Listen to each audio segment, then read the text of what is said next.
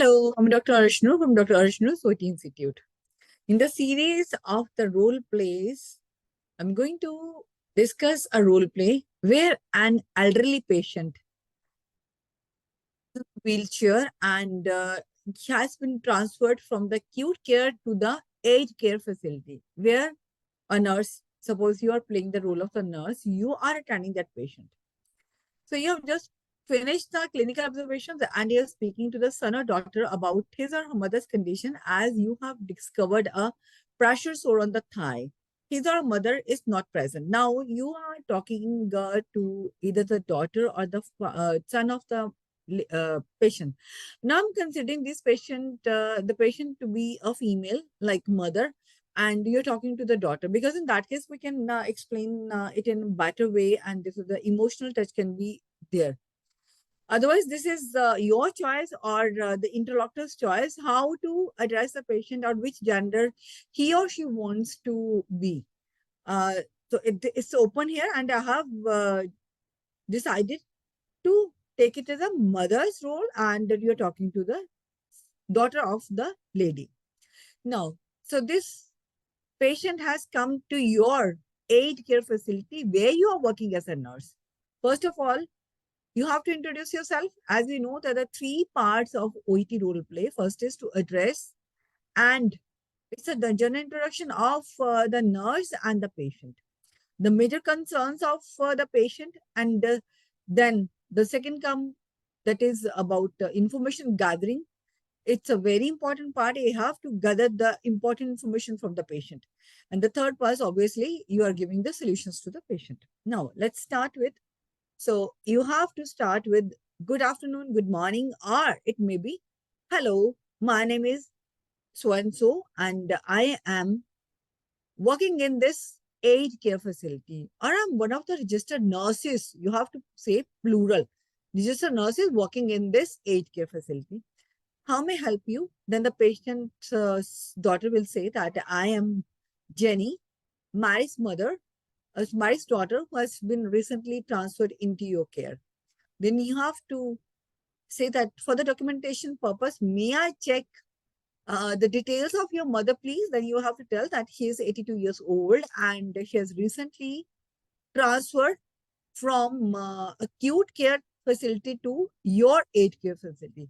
Then you have to say that, okay, fine. Yes, I've gonna come to know that you are the daughter of Mary. Now it's your turn to ask the certain questions to the daughter. Already written in the task, find out if the son has specific concerns about his or mother, or give information about the patient's general health, well, happy condition as expected, and advice of the presence of the pressure sore on the thigh.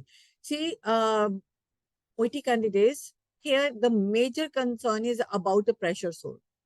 You have to ask this question to the daughter, as it is the major concern of, or it may be that she's asking you regarding this. You may start with, for the better conversation or the better information, I would like to ask you some questions if you're comfortable, may I, so that I should be able to give proper care and attention to your mother. Your mother is 82 years old, am I right? Then the patient will obviously say yes, he is 82 years old. So did you see a pressure sore on her thigh? Then you may say that, no, I haven't seen. Then the next question can be, for how long she's on the bed? It's important because obviously due to bed riding or staying on the bed for a long time, these pressure sores appear. The interlocutor will answer, it might be few months, it may be a year or so on. Then you have to ask that what was the reason why she was on the bed, because you have to gather the information regarding the medical problems of the patient. Why was she in the bed? Secondly, is she suffering from any other ailment like hypertension, diabetes? Usually the bed sores appear in the case of the diabetic patient. In this case also we can consider it. Otherwise, if it is not, then the continuous persistent lying on the bed, becomes a cause of pressure sores. Then you may ask about other concerns, that if she is having any other problem, the mother is having any other problem, then you may ask. Now you have to explain about the pressure sore. Then may check whether Jenny knows about this or not. Then you may say that, Jenny, do you know what is pressure sore? If Jenny says no, then you have to explain that pressure sore is a damage to the skin. Due to the prolonged stay on the bed, there is this happens due to underlying tissues that result of the consistent friction on the or the pressure on the skin, because there is no passage of the air, there's no movement, and the continuous staying on the bed that leads to such pressure sores. Then the daughter may ask that, is it something serious? And you have to say that yes, it is obviously serious, because if it stays unattended, or if these pressure sores are not treated properly, in that case, it may cause a serious damage to your mother. Then you have to ask that, do you know that how the treatment of pressure sore can be? The patient may again be ignorant about that. Then you have to tell about this, because now the patient is in your facility, and you have to explain that you are providing the proper care, and you will be facilitating the patient by the different procedures, so that the skin should be properly given air, and skin there should be proper changing of the skin, and there the proper passage of the skin on passage of the air on that particular area, so that these pressure sores should be healed soon. It might be the use of antibiotics, it might be the use of other antiseptics also. You have to force or emphasize more on the management of the pressure sore. That first of all, the sore need to be, because this has turned into a wound that needs to be cleaned and dressed properly.